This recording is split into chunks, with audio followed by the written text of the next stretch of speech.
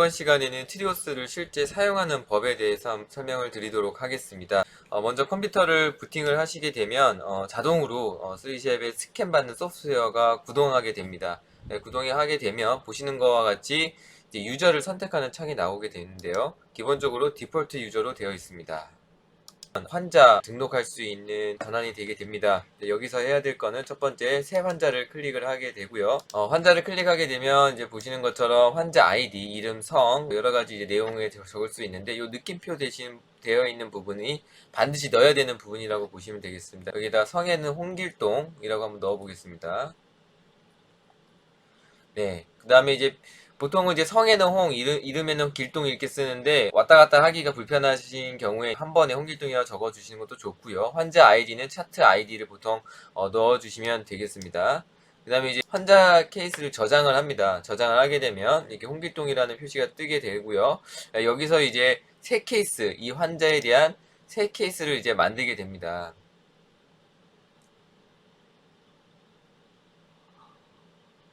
그러면 이제 여러 가지 send to라고 되어 있는 건 이제 보낼 기공소를 선택하라는 거 부분인데요. 인하우스는 내부, 즉 기공실에서 작업을 하겠다. 직접 디자인을 하겠다를 파악하시면 되겠고요. 가이드를 보내고 싶다. 그러면 이제 오스템 원가이드 쪽으로 해서 클릭을 하시면 되고요.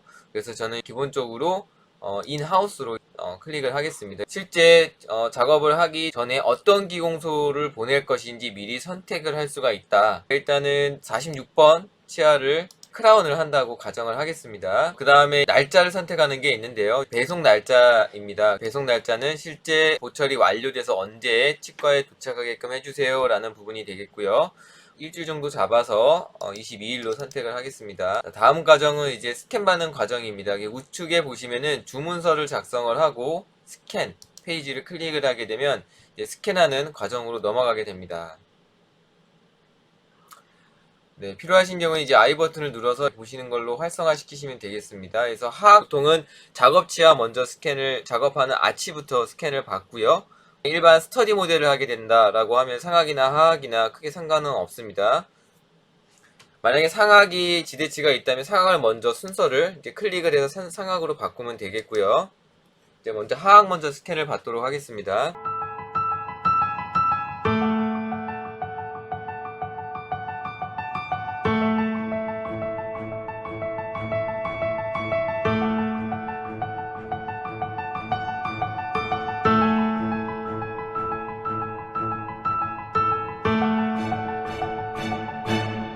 네, 모든 그 스캔 과정이 간략하게 한 2분 이내로 해서 마무리가 됐습니다. 지금 단계에서는 이제 해당 데이터를 분석하는 단계라고 보시면 되겠습니다. 분석이라고 하면 러버와 동일하게 정확하게 인상 채딕이 되어 있느냐 라는 것을 보고 정확하게 되어 있다, 내가 필요한 부위가 확보가 되었다고 하면 전송을 진행하게 되는데요. 첫 번째 모션 부분을 저희가 확인해 볼 수 있습니다. 보시는 것처럼 치아 환자 교합 상태에 대해서 측방 교합, 전방 교합 상태를 미리 확인해 볼 수가 있습니다. 그래서 이러한 부분들이 실제적으로 치과 기공소에 갔을 때 보여줄 수 있는 거죠. 보철을 만드는 데 있어서 제가 지금은 가상으로 46번이 프레됐다고 보여진 거고요. 지금 보시는 빨간색은 교합점입니다. 환자 구강 내에서 측방 교합을 하면서 지금 상악 7번 같은 경우에는 이제 설측 교두가, 이제 하악 7번 경우에는 이제 협측 교두가 각각 접촉을 이루는 것을 알 수가 있죠.